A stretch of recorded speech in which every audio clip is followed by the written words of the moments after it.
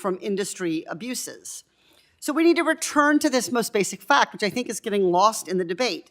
If so-called permitting reform guts basic environmental protections, we've lost sight of why we do permitting at all.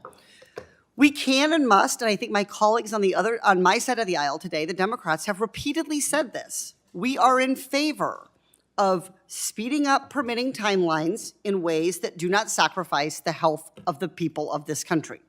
And there are common sense solutions. For example, as my colleague Mr. Levin mentioned, funding the agency staff needed to responsibly review projects, as Democrats did through the Inflation Reduction Act.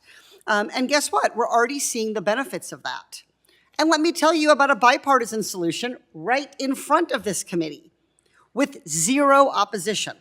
My bill, the Electronic Permitting Modernization Act, passed out of this committee by unanimous consent.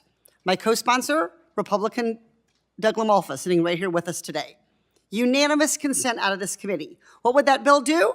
It would centralize links to all of the Department of Interior permitting systems on a single web page to make it easier for Americans to apply for permits and for us to make sure the permitting process is efficient. But thus far, Mr. Westerman, Chair Westerman, and the Republicans have, for some reason unknown to me, refused to bring it to the floor. So much for a serious commitment to permitting reform. So instead of discussing actual bipartisan solutions and moving them into law, we are once again discussing cutting the public's access to justice and biased environmental reforms. Who does this benefit? How does it help? Let's look at just one major loophole.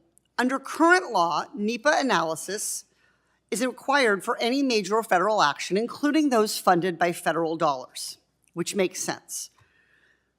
But under this bill, projects would be exempt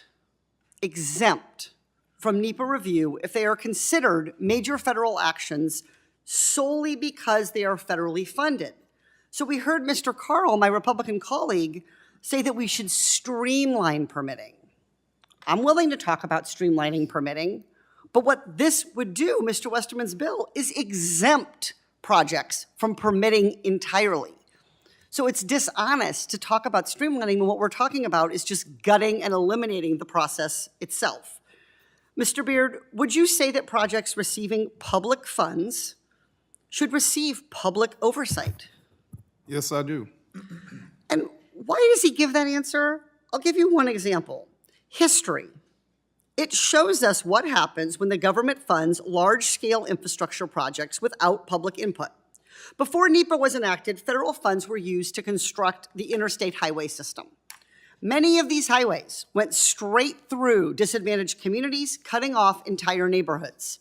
In Southern California, where I represent, the construction of Interstate 210 cut directly through central and northwest Pasadena, predominantly Black neighborhoods, destroyed thousands of homes and businesses, exposed residents to health hazards, and devalued property.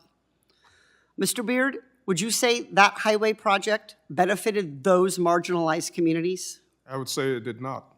It did not.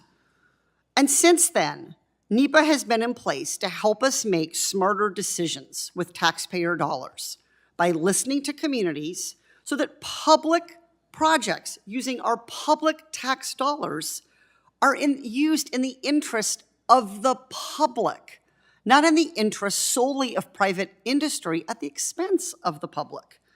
It's time we put our constituents first. Stop polluter giveaways and get serious about meaningful permitting reform. I'll return to where I started. I have a bill that has garnered unanimous consent of this committee. If you've been listening to this hearing today, you know how contentious it has been. I have done the work across the aisle to get unanimous consent and a bipartisan bill, and yet the chair of this committee will not move it to the House floor.